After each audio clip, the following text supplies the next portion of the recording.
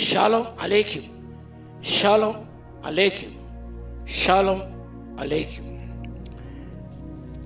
లేఖన భాగం ధ్యానం చేద్దాం. పరిశుద్ధ మత్తయి రాసిన సువార్త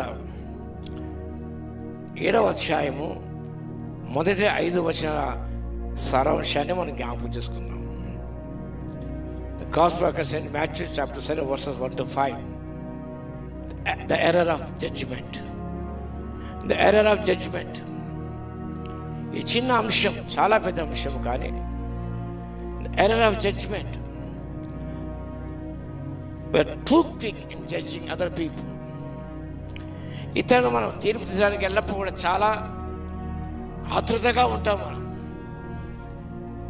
ఎంతో ఆవేశాన్ని ప్రదర్శిస్తాం. మనం యేసు ప్రభు ఈ పర్వత ప్రసంగంలో ఈ సత్యాన్ని బయలుపరిచాడు, ప్రబోధించాడు.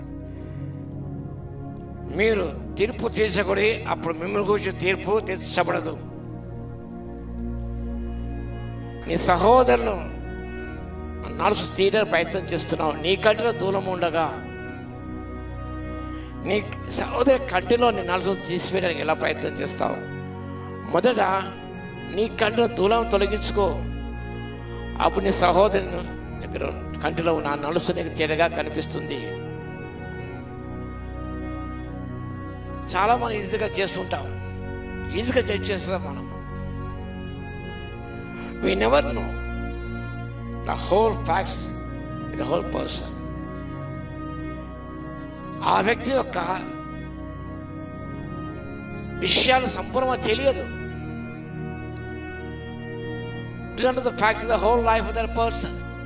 ఆ జీవితం అంతా కూడా, ఆ మొత్తం కూడా మనం పరిశీలన చేయలేదు.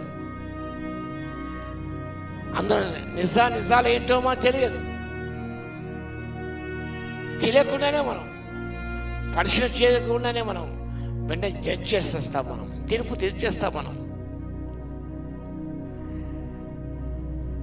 No man is good enough to judge any other person. అనగా మన కంటిలో దూరం ఉండి ఎదుటి వ్యక్తులు ఆ చిన్న నలుసు తీయ ప్రయత్నం చేస్తాం. No one is good enough to judge any other person. ఎవరిని తీర్పు తీర్చడానికి మా అధికారం లేదు. We are good enough to judge other persons. ఎందుకనగా మనలో దూరాలు ఉన్నాయి, మన ఎన్నో ఫాల్ట్స్ మనలో, ఎన్నో తప్పులు మనలో ఉన్నాయి. But we are projecting our fingers at others. ఒక వేలెత్తి చూపిస్తే మిగతా వేల నీ వైపు ఉంటాయి. నీ వైపు చూపిస్తున్న సత్యాన్ని మర్చిపోతున్నావు నీవు. కాబట్టి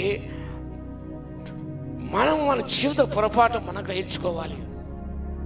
కీర్తనకారుడు అన్నాడు, తన పొరపాట్లు కనుగొనగలవాడు ఎవడు? who can find his own errors.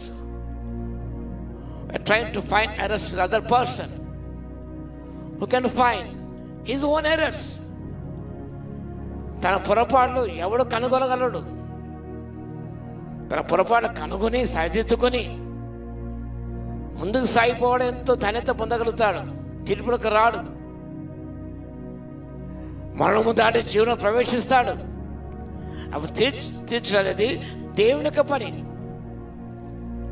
యేసుక్రీస్తు ప్రభు కూడా పిలాతు యొక్క న్యాయ తీర్పు నిలబడ్డాడు. కానీ ప్రభు ఒకటి చేశాడు, న్యాయంగా తీర్పు దేవుని తను తాను అప్పగించుకున్నాడు. God will judge our inner motives, inner actions and inner life, the whole life, the whole facts.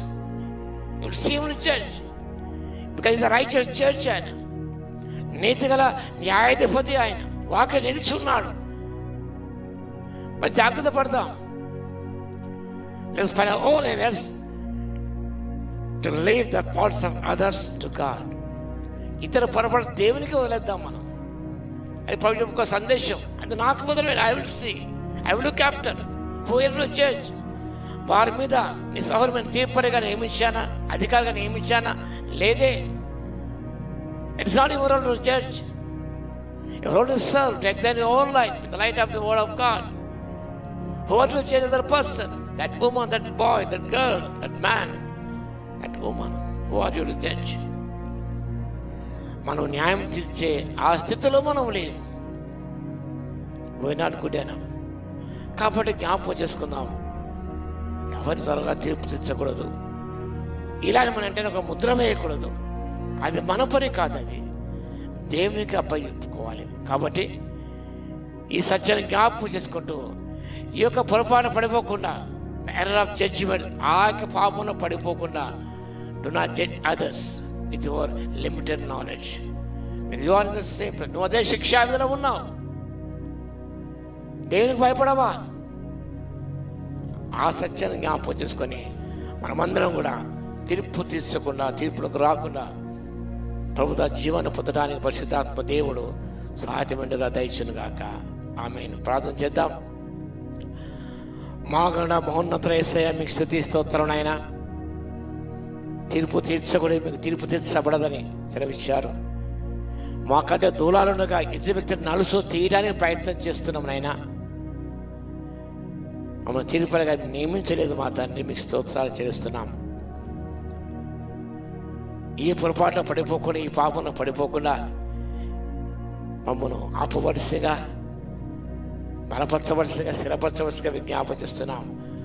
మీ ముఖకాంతం రాష్ట్రభావన కనబడుచునుగా వాళ్ళని తెలుసుకొని, దాన్ని గ్రహించుకొని, ఒప్పుకొని, విడిచిపెట్టి తండ్రి ధనిత పొందే కృపను ఇవ్వగలందుకు మీకే స్తుతి స్తోత్రాలు చెల్లించుకుంటూ, వాక్యం ప్రతి బిడ్డ ప్రభునైనా ఈ సత్యాన్ని జ్ఞాపకం చేస్తూ ఎవరికి త్వరపడి తీర్పు తీర్చకుండానైనా న్యాయంగా తీర్పు మీకు సమస్త అప్పచెప్పుకొని తండ్రి మీ ద్వారా ధన్యత పొందే కృపను ఇవ్వగల స్తోత్రాలు చెల్లిస్తూ యేసయ్య నామమున ప్రార్థించి వేడుకొంచున్నాము తండ్రి. ఆమేన్. మన తండ్రి అయిన దేవుని యొక్క ప్రేమయు, మన ప్రభువును రక్షకుడైన యేసుక్రీస్తు యొక్క కృపయు, పరిశుద్ధాత్మని కన్యోని సహవాసం మనందరికీ సదాకాలము తోడై ఉండును గాక. ఆమేన్.